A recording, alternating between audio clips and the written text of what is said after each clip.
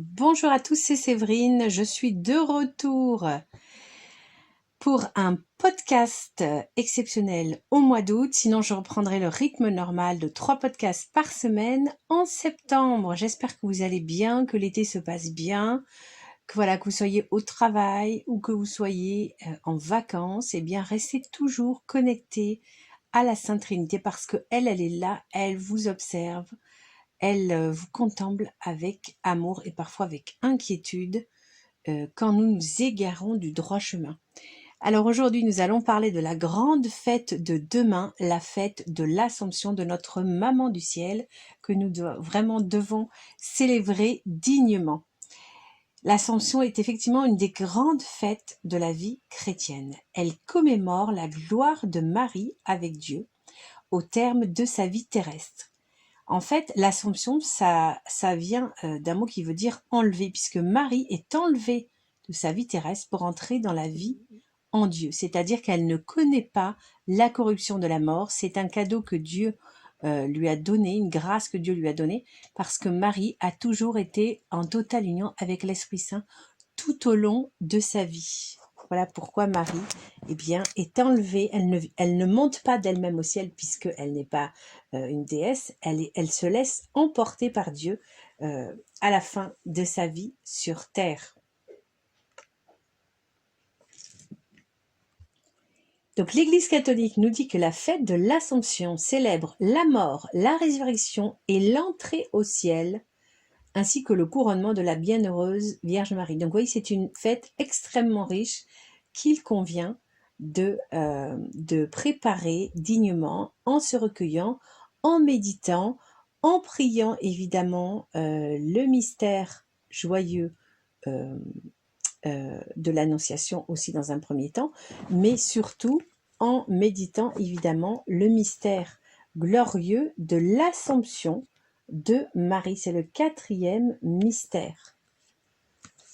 Alors il faut savoir que l'Assomption, qui est également appelée Dormition chez nos frères et sœurs orthodoxes, eh bien donc c'est une fête qui existe depuis très longtemps, puisque depuis environ le 6e siècle, on fêtait justement le peuple chrétien fêtait donc la montée au ciel de Marie.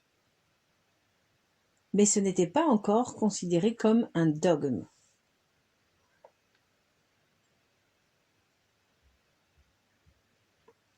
Ce n'est qu'en 1950 que le pape Pie XII va faire justement de l'Assomption de Marie un dogme de l'Église catholique.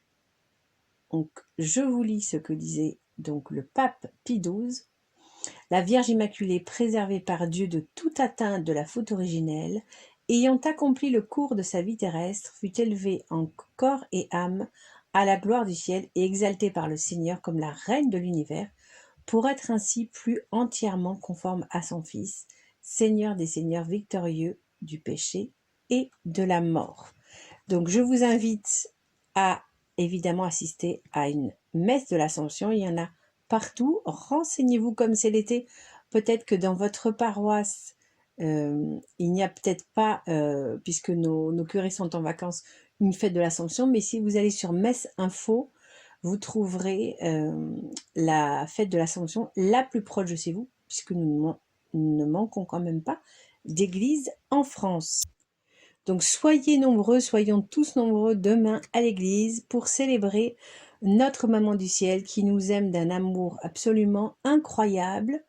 Marie l'a dit justement à des voyants, elle a dit que vraiment si nous savions à quel point elle nous aimait, eh bien, nous pleurerions de joie. C'est-à-dire, nous ne pouvons pas imaginer. Marie, c'est la super maman. Elle nous aime encore plus que notre maman.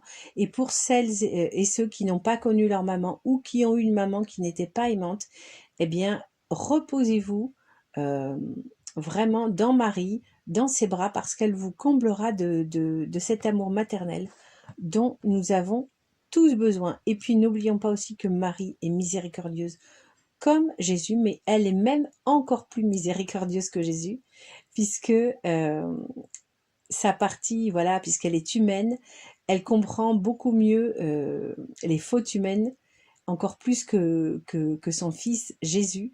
Et Marie, il y a eu comme ça de nombreux exemples où Marie, effectivement, a sauvé des personnes de la perdition. Je pense notamment à ce prêtre américain qui, voilà, dans son sacerdoce, n'avait pensé qu'à se servir lui-même au lieu de servir Jésus, et qui a un accident mortel, qui se retrouve devant Jésus, qui lui annonce eh bien qu'il va en enfer puisqu'il a renié Jésus. Et juste avant de mourir, cet homme avait eu quand même la présence d'esprit de prier la Vierge Marie. Et Marie a toujours dit qu'elle n'abandonnerait jamais ceux qui la prieraient, qu'elle serait un secours. Et alors que Jésus, qui pourtant est la miséricorde incarnée, annonce ce verdict de l'enfer à ce prêtre, que d'ailleurs le prêtre reconnaissait mériter, tout d'un coup, ce prêtre entend une voix féminine, et c'était Marie, qui a demandé, vraiment, qui a intercédé auprès de son fils pour qu'il donne une seconde chance à ce prêtre, pour qu'il puisse se racheter. Et là, évidemment, Jésus a dit oui à sa mère, comme il a toujours dit oui à sa mère. Et ce prêtre, effectivement, au lieu de partir en enfer, eh bien, est revenu à la vie et est devenu, vraiment, sa vie a été transformée et est devenu un saint prêtre.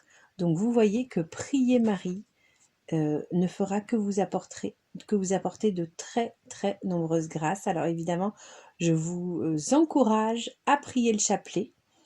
Pour ceux et celles qui n'ont pas l'habitude de prier, il y a une petite application gratuite Rosario de Hosanna, pardon. Rosario de Hosanna. C'est une application gratuite que vous pouvez installer sur votre téléphone portable, et elle vous permet de démarrer en fait la prière du chapelet en douceur, puisque au début vous n'allez prier que 5 minutes par jour. Parce que vous priez en groupe avec 4 autres personnes. C'est très bien expliqué sur l'application. Ça peut être un groupe privé, ou ça peut être un groupe de paroisse. C'est à vous de voir. Voilà, et je vous propose que pour terminer justement, nous récitions ensemble un Notre Père et 3 Je vous salue Marie. Notre Père qui es aux cieux, que ton nom soit sanctifié, que ton règne vienne, que ta volonté soit faite sur la terre comme au ciel. Donne-nous aujourd'hui notre pain de ce jour. Pardonne-nous nos offenses comme nous pardonnons à ceux qui nous ont offensés. Et ne nous laisse pas entrer en tentation, mais délivre-nous du mal. Amen. Je vous salue Marie, pleine de grâce, le Seigneur est avec vous. Vous êtes bénie entre toutes les femmes, et Jésus, le fruit de vos entrailles, est béni. Sainte Marie, Mère de Dieu, priez pour nous pauvres pécheurs, maintenant et à l'heure de notre mort. Amen. Je vous salue Marie, pleine de grâce, le Seigneur est avec vous. Vous êtes bénie entre toutes les femmes, et Jésus, le fruit de vos entrailles, est béni. Sainte Marie, Mère de Dieu, priez pour nous pauvres pécheurs, maintenant et à l'heure de notre mort. Amen. Je vous salue Marie, pleine de grâce. Le Seigneur est avec vous. Vous êtes bénie entre toutes les femmes, et Jésus, le fruit de vos entrailles, est béni.